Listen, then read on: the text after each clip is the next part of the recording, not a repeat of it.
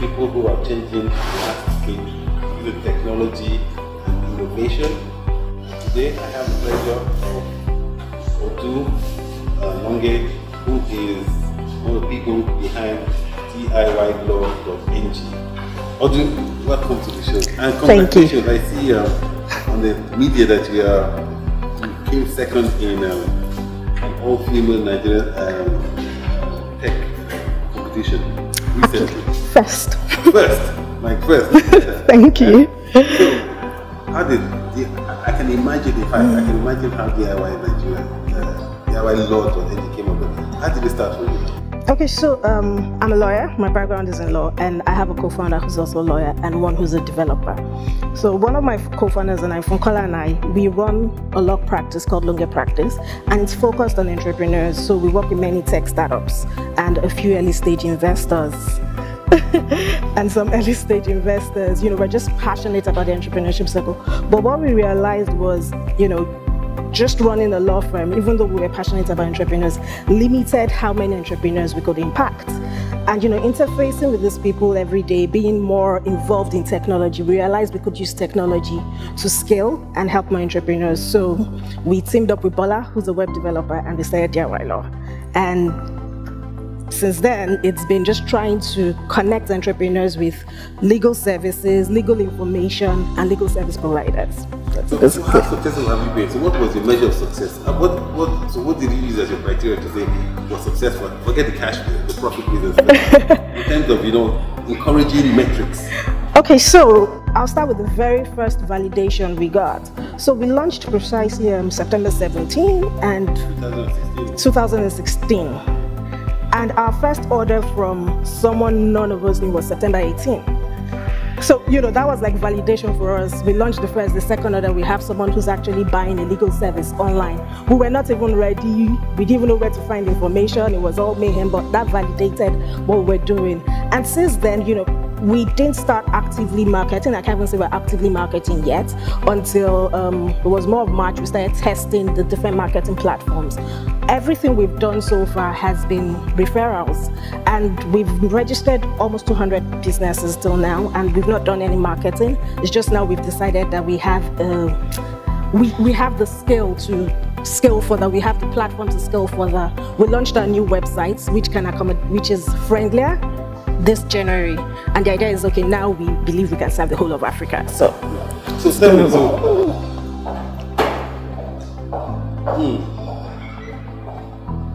what's the capacity of this site? So behind it, does it allow you to hire more people or outsource more business? Because I have people who want to work. Absolutely. 15 million unregistered businesses. What if a million decide to use your platform? If a million decide to use our platform, as of today, we're good. If you had come last year, I'd have said, maybe not, because we've been working on. So the way we work, we're a platform, we're a connector. DIYLaw itself is not a law firm. It's a technology platform. But we work with lawyers, we work with vendors. If you go on a page, if you want to go maybe beyond registration and you actually need legal services, we have a part of our website that's dedicated to classifying lawyers by practice areas and location. So we have enough vetted vendors that we work with. We have, if you want to independently choose a lawyer by yourself, there's going to be a rating and review system soon, so you can know which lawyer offers good service. But for us, the important thing is everyone should be able to access legal service, whether you have a lot of money or you don't. And depending on what you can afford, you should be able to access quality legal service, irrespective of how much you have. So, and irrespective of what you want to do. And that's what drives us.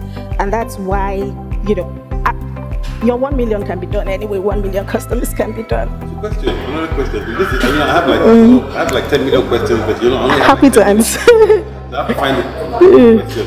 So how do you ensure standards? Because you're connecting to customers, and business and referrals is very, very important. Absolutely. I know people can absolutely. DIYLaw.ng, do not go there. Absolutely. Diamond Bank. Absolutely. So most of the idea, the end goal is to have everything fully automated for services we offer. But right now, I would say about 70% of the platform is automated, and that ensures quality control. If you're not, the less human interference you have, it's less likely that you would have technical errors, human errors. So we're trying to automate the end-to-end process. It's also been helpful that, it's helpful the recent automation of the CAC platform. So the idea is to be positioned, to be plugged into the CAC platform, which helps a seamless, integration and a seamless end-to-end automation. So the idea. Do you have SMEs for your lawyers, and do you have the customers have an opportunity to rate the service with a particular lawyer, which helps keep the system so we don't have honest SLAs, but we have a review system. You can't just be you can't just sign up as a lawyer on our Engage platform. You go through a vetting process, a first level vetting, and it's by referral. Initially, when we started, we opened it up and we thought, no, we won't be able to ensure quality this way. So you have to be referred by someone who's already on the platform, and the people that are on the platform are probably like 3 degrees away or 2 degrees away. So it's some form of quality assurance. And then in a few weeks, there will be a rating and review system that you can get comments. Right now, we've had a few customers come back to us that they tried contacting some lawyers, didn't get a feedback and all of that. So we've had, we contacted those lawyers and told them, if you want to remain on the platform, then you have to be responsive. We've also had good feedback. Someone went on Twitter and was talking about how he got excellent legal service by finding a lawyer on DIYLaw.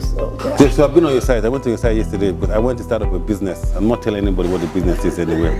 And yeah, the site is great. I mean, responsive, and I think the questions are easy. I think what I liked about it was the tone of the questions, because like when my lawyer speaks to me in the office, sometimes I need an interpreter to convert it to English. And you're working with entrepreneurs, and one of the challenges is that they're more outside the formal sector. Do you think that law has a role to play in their exclusion? Because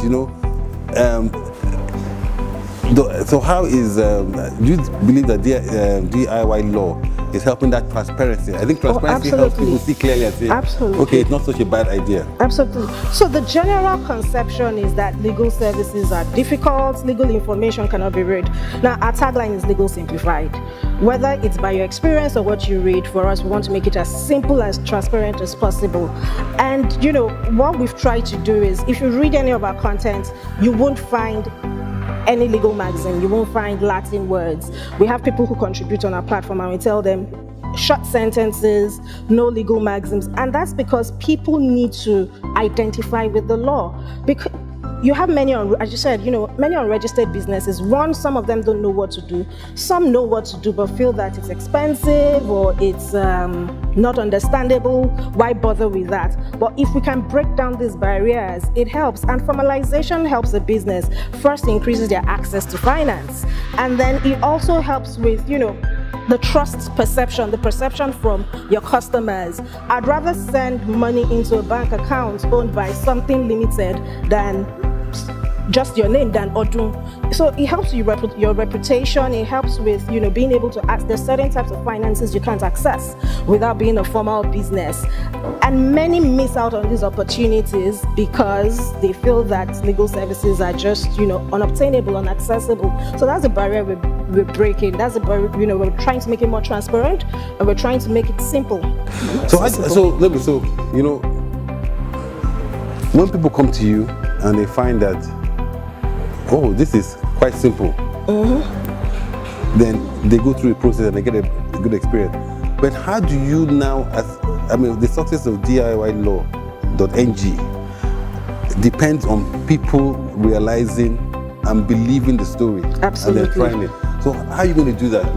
Because how are you going to get to those 17 million small businesses that are waiting to be evangelized? Absolutely. So there's a part of validation, both from customers, and there's a part of offline validation. And so to reach the 17 million, not many of those 17 million are not online. Yeah. So we do have an offline strategy that we intend implementing later this year or early next year, because we, as I said, want to reach all entrepreneurs. And if we concentrate only on those that can come online then we're missing out on the bulk of the people we're there to help. So one of the challenges we've had, one of the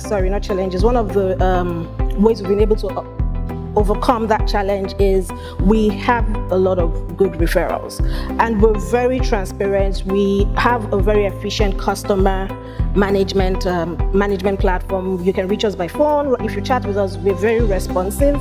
We try to respond as soon as possible, and we take our time to explain things. We've found out that 90% of our customers are from referrals, and I think that's the validation, and that's how we can overcome that challenge. When we first started, we used to get emails like, how do I know you won't run away with my money? How do I know that I will get what I paid for? Because it's like an e-commerce website, you have to pay before you check out. Okay. So we had those doubts, and one of the things we also did was we put up testimonials from real people. Like all our testimonials, there's no fake one. They're real businesses. Your lawyers, that exist. You can't do that. They're real businesses that exist. We put up logos of those that have registered with us, and there are quite, some known businesses that have registered their businesses with us. So for us, that's the way we're trying to validate and build trust out there. Offline advertisement helps with building trust, because people feel, oh, okay, if you can. People started trusting the e-commerce sites like Konga and Jumia when they start seeing their website that, okay, if you can afford this, maybe you're real. So those are one of the things we're looking to do in the future.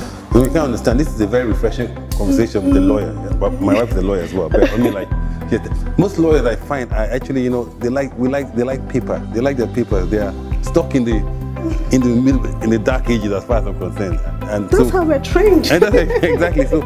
And so I find that how are you also going to, so even the electronic laws will also help enable your business as well. Absolutely. When I was on your site, it was also, in the final analysis, is that you have to print this document out. Absolutely. It has to be signed, it has to be Meanwhile, you have an e-law that actually enables that, but people don't trust that.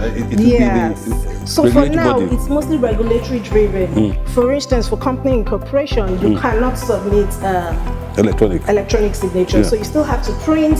And now we've gotten to a stage, this started in April, where we can actually submit scanned documents ahead.